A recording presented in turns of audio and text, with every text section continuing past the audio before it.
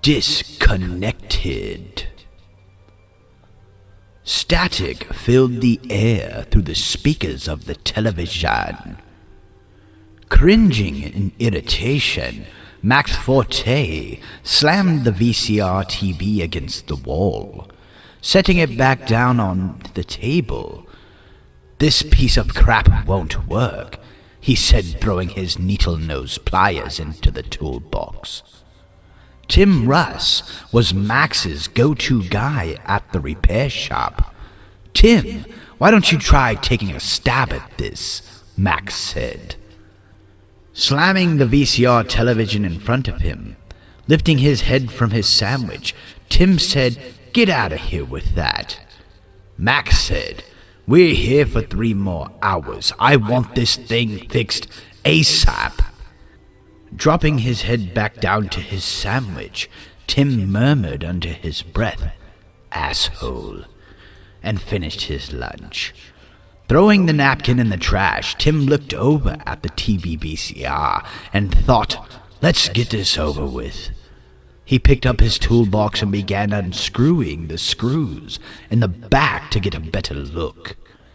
The TV VCR began making a buzzing and clicking sound.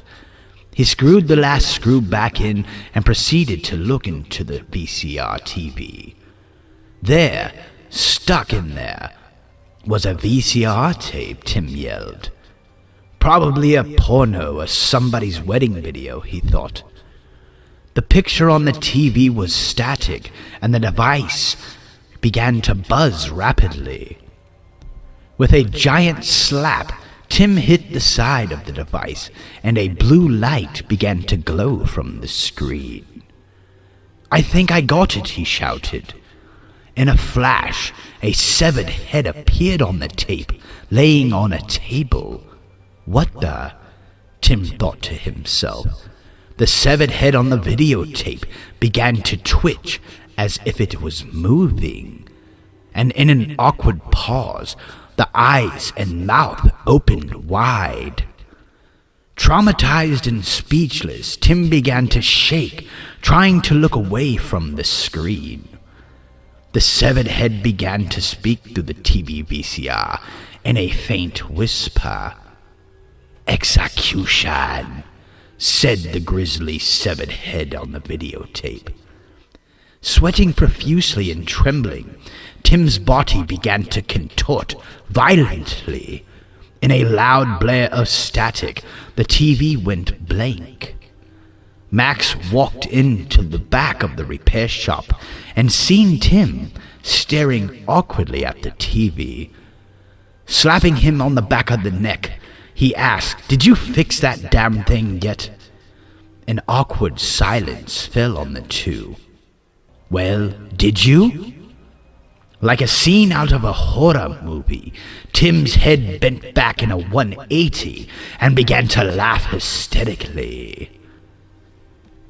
In absolute shock, Max's jaw dropped and panic set in.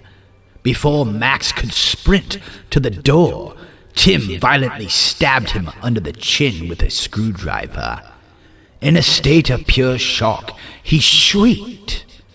With the screwdriver protruding through Tim's mouth, he grunted and thrashed wildly. Removing the screwdriver from Max's chin, Tim's eyes rolled in the back of his head and smiled. Holding his face, Max began to crawl towards the door, trying to escape.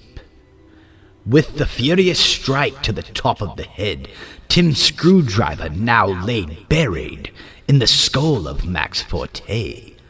A pool of blood emerged around the body. Breathing heavily, Tim began wrapping the TV's extension cord around his own throat. Holding the TV in one hand, balancing on a chair, he proceeded to hook the TV to the beams of the roof. Hyperventilating and smiling, Tim knocked the chair out from underneath him and began to strangle to death. Kicking and fighting the tension on his neck, Max began to asphyxiate. Dangling from the rope, gasping for air, he noticed the TV turned on, and that severed head was now staring at him. In his final words, Tim muttered the words, "Execution."